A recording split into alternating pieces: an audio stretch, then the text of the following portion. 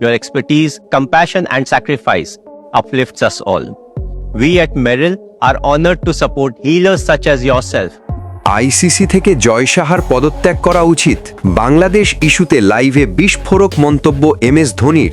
বিশ্ব ক্রিকেটে যেন থামছেই না অস্থিরতা। মোস্তাফিজুর রহমানকে আইপিএল থেকে বাদ দেওয়ার ঘটনার পর যে আগুন জ্বলে উঠেছিল তা এখন পৌঁছে গেছে টি-20 বিশ্বকাপের মঞ্চে। শেষ পর্যন্ত নিরাপত্তা শঙ্কা দেখিয়ে ভারতের মাটিতে বিশ্বকাপ খেলতে অস্বীকৃতি জানায় বাংলাদেশ।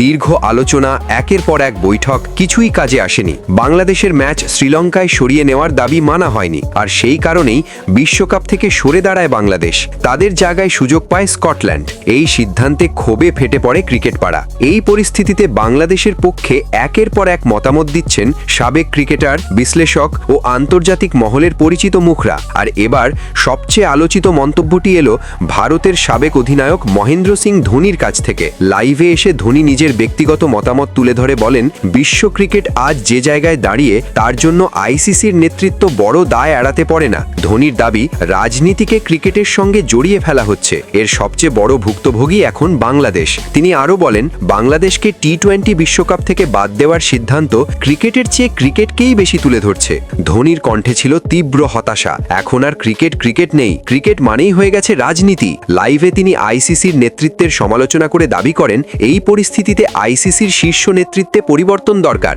জয় সাহার উচিত আইসিসি থেকে সরে দাঁড়ানো। বিশ্ব ক্রিকেটে তোলপাড়। এই মন্তব্যের পর সোশ্যাল মিডিয়ায় ঝড়, ক্রিকেট বিশ্লেষকদের তীব্র আলোচনা। আইসিসির ভূমিকা নিয়ে প্রশ্ন। এক পক্ষ বলছে বাংলাদেশের সঙ্গে অবিচার হয়েছে, অন্য পক্ষ বলছে এটা শুধু মতামত, এখনো আনুষ্ঠানিক প্রমাণ নেই। এখন প্রশ্ন একটাই, আইসিসি কি এই সমালোচনার জবাব দেবে? বাংলাদেশের সিদ্ধান্ত কি চূড়ান্ত, নাকি শেষ মুহূর্তে মোড় ঘুরবে? বিশ্ব ক্রিকেট কি সত্যিই রাজনীতির ছায়ায় ঢুকে পড়েছে? বাংলাদেশ ইস্যু এখন আর এক দেশের গল্প নয়, এটা বিশ্ব ক্রিকেটের বিশ্বাসযোগ্যতার পরীক্ষা। ধোনির বক্তব্য কি সময় উপযোগী, নাকি এটি পরিস্থিতিকে আরও জটিল করবে? আপনার মতামত কমেন্টে জানাতে ভুলবেন না।